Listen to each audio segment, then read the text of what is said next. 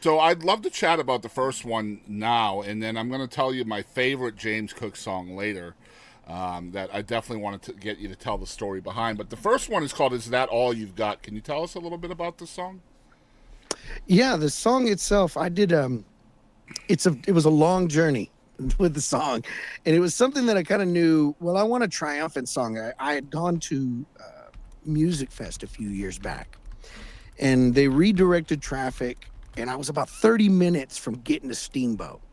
And they redirected traffic, and I had to drive. And I was in the middle of a blizzard, and there was a point where I realized I can't follow everybody because I'm in this car. Everybody's in trucks, and I'm in this car, and I know I'll get stuck. So I got stuck a few times. I had to go out when I was literally hanging off of, like, facing toward the edge of a cliff of a mountain. I had to go out there and chisel all the ice off. I drove all day, all night, and then I finally had to stay the night somewhere so that I can maybe regroup and try again in the morning. I woke up the next day, could not get out of where I was. Finally, there was like a guy that was in the middle of nowhere, and he goes, "Hey man, are you going to Steamboat?" I mean, he was in the middle of nowhere. I have no idea how I found this guy, and I said, "Yeah, I'm going to Steamboat." He goes, "A lot of wrecks, a lot of crazy crashes. You might want to just head home." That's all I needed, so I just headed back home. It took me a long time to drive home. I had to drive north and then south to get back to Denver to get there, and I had to drive all the way up to Denver, then drive all the Yeah. way down. After that long drive, I said, "There's got to probably be a song in this of, you know, just completing something or looking at something big and saying I've got to accomplish it, even though I didn't accomplish what I was trying to do, because the new goal became just make it home. Like, forget the show, forget all that. Just, you got a wife and kids at home, you need to make it home." So when I finally got home, I thought, well, there's a story in this, and then I watched Forrest Gump.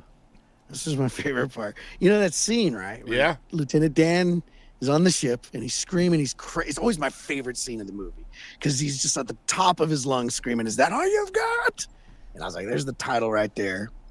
And just decided to tell a story of triumph with this character Josie. And that's how the song came about. It took a minute for me to finish it up and to come up with the ideas for lyrics and what I Man, wanted to do so with it. So the very first words you spoke in this interview was a long journey. That was a long journey. That's what you just said to preempt that story.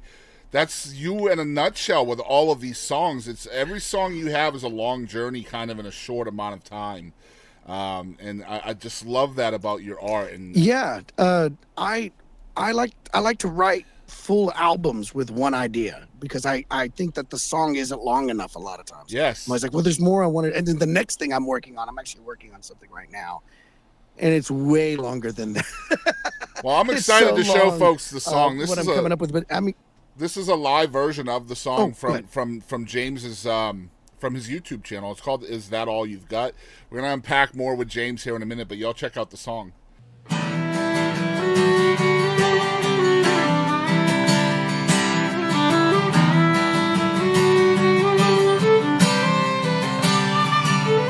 Just she's been here a few times before, hanging from the edge, only one more. Will she work her way back up again, step by step until she meets you? It's hard to see when she's standing in her own way. She's never cared for excuses that was double for the one she saved. She's shouting from the mountains to the heavens that surround them. Is that all you got? Is that all you got? Oh Lord, this howling madness, ooh, chasing her around. Is that all you got? Screaming, is that all you got? 'Cause I've got more.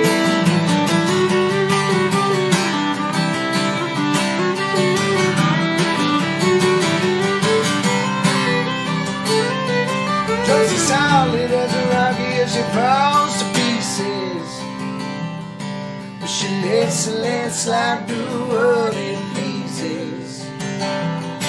Well, the mountains, they're swarming surrounding her. break the girl, clinging to the cracks of those tall, stretched walls. Josie's leading from the ledge, so you can hear that call. Hear that call. She's sending the mountains to the heavens and surround them. Is that all you got? Is that all you got? Oh Lord, this hell in the mountains. Ooh, chasing her around. Is that all you got? Screaming, is that all you got? 'Cause I've got more.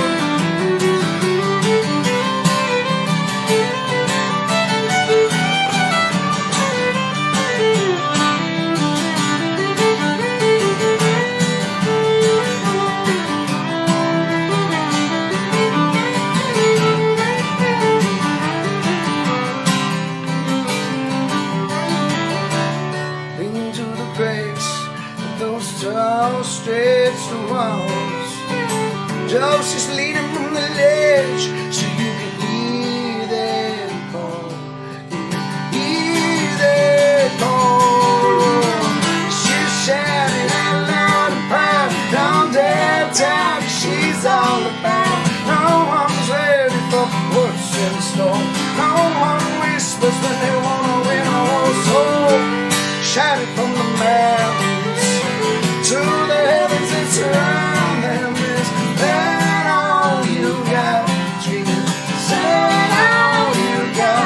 Oh Lord, this hell in the mountains. Ooh, chasing her around. Is that all you got? Screaming, is that all you got? I've got more.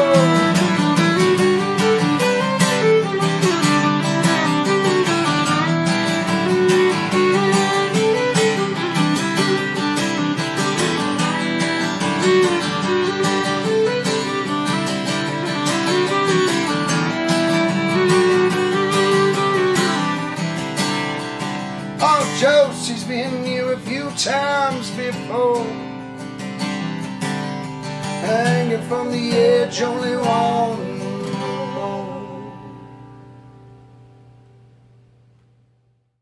All right, so we're back. Yeah, continue on, man. Definitely have like the whole concept album fluidity subject on my outline, because that's something that you definitely have in your career with the different records and EPs that you've done. That's probably from, when we grew up, that's the way albums were put out, right? You would know what the next song was and it would flow correctly and all of that. There's a real art to that, isn't there? I like that kind of art. I've always been a fan of it. I think it's something that gets lost, that it's kind of like some hidden ammo. In my experience, I've always found it to be something that whenever you explain it to other people, they're like, man, that didn't sound like a single. And it's totally not. It's something that they used to do. So I was a big fan of the Beatles. I was always a fan of, Pink Floyd, and finding out, you can make one idea into this really long idea. And then also, I think it helped me kind of focus on how to write it, because a lot of times I want to write about a mentality or an emotion. And when I don't want to get caught up in this same old. So in order to come up with more, I come up with more characters and think, well, how would they deal with that? How would they deal with this thing? The first album is a great example. Like Lullaby for the Rapture is something where I knew it was just going to be one subject. But I thought, well, there's so many ways to look at it, and I can probably find it all in these little characters. So in order for me to get this one idea that I had out, I wanted to explore all the emotions that would come with this one idea. What if the world was ending? How would you deal with it? So in that album, I chose 6 different people, 4 characters, 4 songs with single characters. The last song has 2 characters in it. So I just wanted to know, or think to myself, I know how I would deal with it, but that doesn't matter. How would these other people deal with it? I definitely want to chat about kind of the way you choose which songs go in those and which ones are standalone, but let's talk about that in a minute.